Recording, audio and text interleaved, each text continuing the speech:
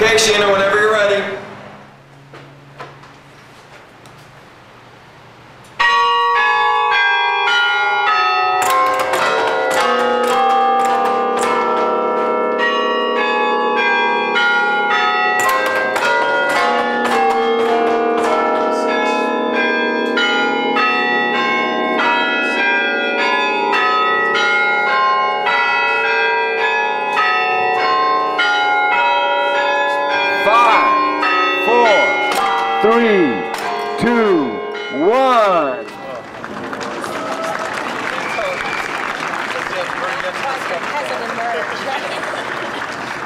The concept is to transform the facade of a piece of architecture with light to make it look as though it's slowly breathing, as though it's in a state of a Zen-like state of relaxed meditation.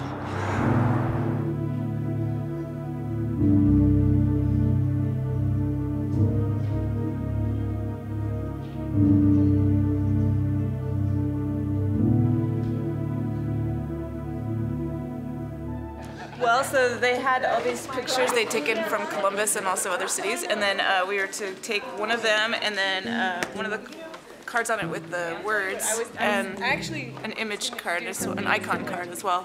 The participants had to combine these three elements and put it together and then to explain it to the audience. And then we built up working groups.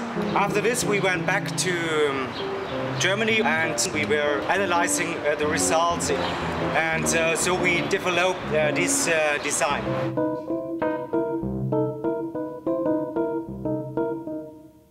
I worked with the city and the county officials on this, and they were the most gracious.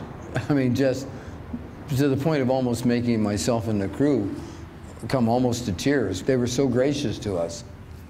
I think it's important for people to contribute to the arts, but I also think the artists have to have a responsibility to the community that they're working with. Such a beautiful river and such a beautiful bridge.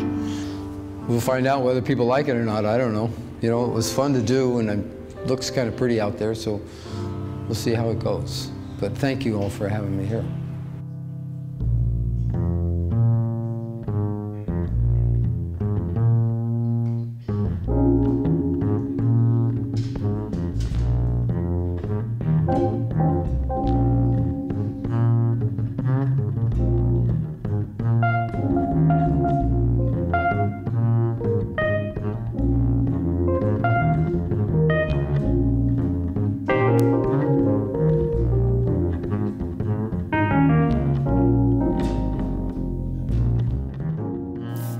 I wanted to make a piece that let Columbus speak for itself.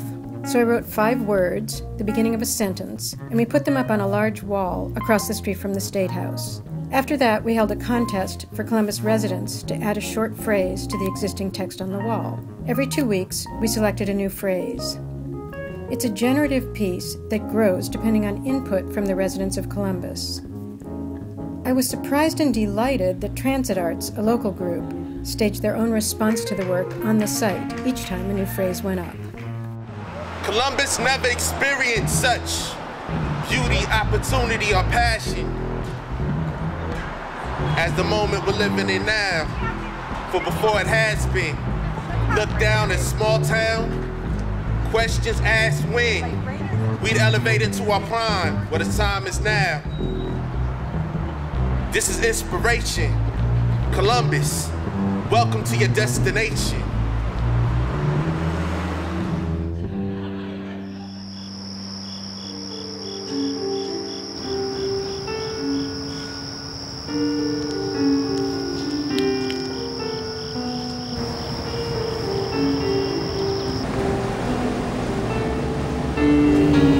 Next stop, high and free.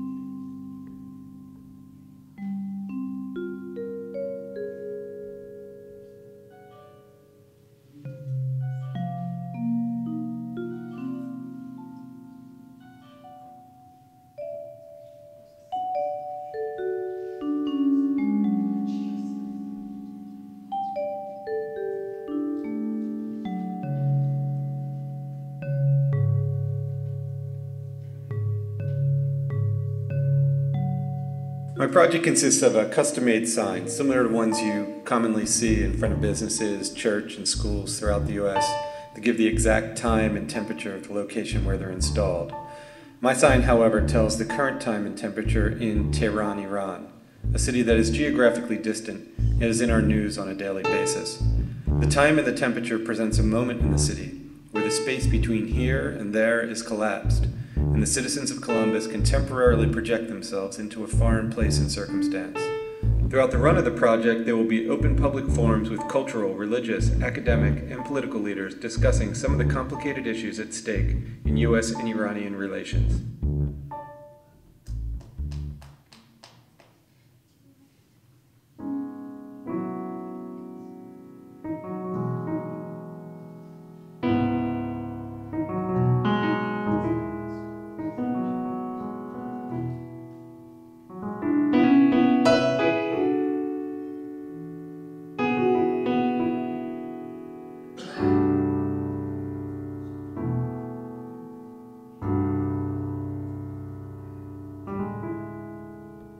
We have lots of surface parking lots downtown. This lot on High Street between Gay and Long, we refer to as Death Valley. Death Valley? Death Valley. Nice. Yeah.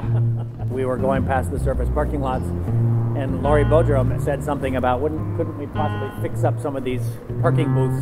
That idea grew to commissioning architects to design individual booths that would be kind of iconic.